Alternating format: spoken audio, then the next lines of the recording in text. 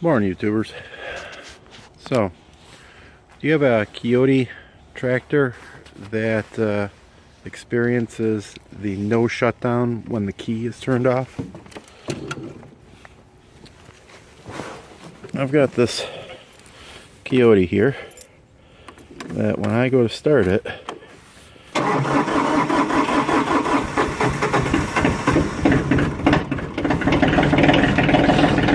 a little cold today. It'll start just fine, but when I go to turn the key off,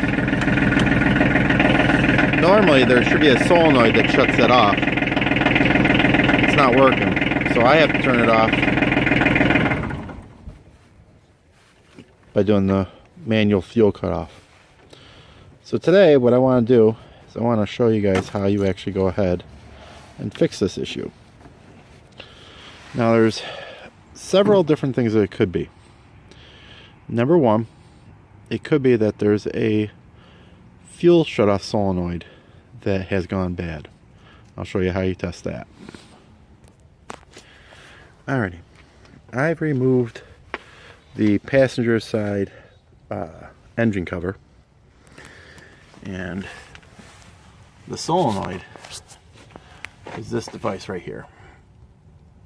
Now, in my experience, from what I've read and from what I've worked on, this generally does not go bad. The way that you test this is it's a single wire. You take a battery hot, so you can grab a wire from your battery, hot side, bring it over here, touch it to here. And if your solenoid works, then you know that your solenoid's good. If your solenoid does not work, that does not necessarily mean that this solenoid is bad. The next thing that you want to do is that you want to run a negative wire underneath one of these bolts here, tighten it down, run that over to the negative side of your battery, and then run your positive to here. If all of a sudden it works, then you know you've got a bad ground. Now in this case, we have a good solenoid and a good ground. So the next step that we're going to do is we're going to go after something called a timer relay. Let me get you a good picture of that. Alright, this is a picture of the new timer. Note the number. The old number, instead of it being a 3, was a 2. I'm not 100% sure what the difference in them is. However, when I've tested out my components, this is what I've determined is the culprit. Some people say that it can be your ignition switch.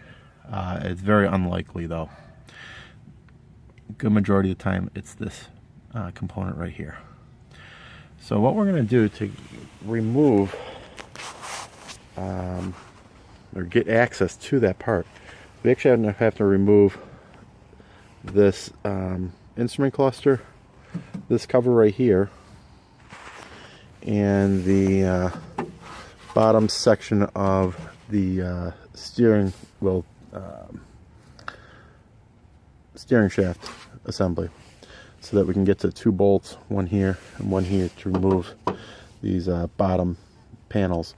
Now these bottom panels, they might not necessarily have to be removed, but to make things easier and to take less chance of breaking plastic, I'm going to go ahead and remove them. These are 10mm bolts, these are 12mm bolts, and then you can use a Phillips head screwdriver right here. So I'll tune back when I get these all taken apart. Alright, now that I've removed my side panels, the bolts from my side panels, you'll notice that there is one more bolt that holds on this cowl. Once again, it is a 10mm. I'm going to go ahead and remove those. There's one on both sides, and then this whole head unit will be ready to come apart. Okay, I've removed those 2 bolts. Now I was just able to lift this cluster up and get this trim panel off. The unit that we're looking for is right here. This is the timer that I showed you earlier. Alright, it's pretty simple. You just disconnect this connector right here. One 10mm bolt. Once again, make sure you pay attention that there is ground wire. Well, in my situation there's a ground wire on here. I would assume that's similar for most. Make sure that when you reconnect this, that you install that 10mm bolt. So I'm going to go ahead and remove this, and I'm going to be back in one moment. Okay, next thing I want to do after I've gotten the new timer assembly installed, as you can see right here. Whoop. That again so that you guys can actually see with the light. Sun's kind of shining in a goofy way right now. So I've got my new timer installed. Made sure to make sure that my notation was that my ground was on there, so I still have that attached. Here's my connector, make sure that's fully connected. Next thing I'm going to do is I'm going to go ahead and I'm going to try firing this tractor up. Now, I'd rather test it while it's all apart. Make sure that my diagnosis of troubleshooting was correct. So, clutch in.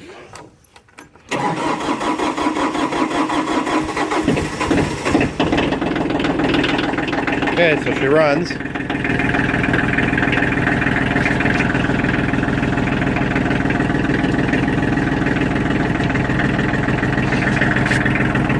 Alright, moment of truth. Success. Okay. So, that there is how we replace the timer circuit for a Kioti DX series tractor.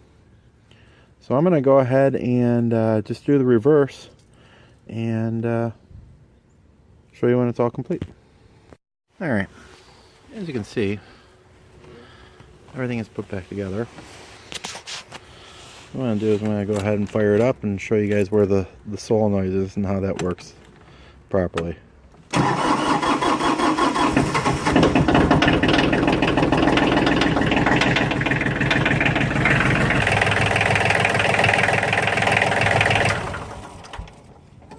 Alright, there you go. You can see the solenoid working properly. Times it for a couple seconds. And there you go. That is a properly functioning solenoid. So hopefully you guys find this to be helpful on your Kioti tractor. The DX series, I believe it's the 35 and 45 series. So I will leave a link in the description as to where you can find that timer circuit. So until next time, please rate, comment, and subscribe. And don't forget to share it with your friends. Alrighty.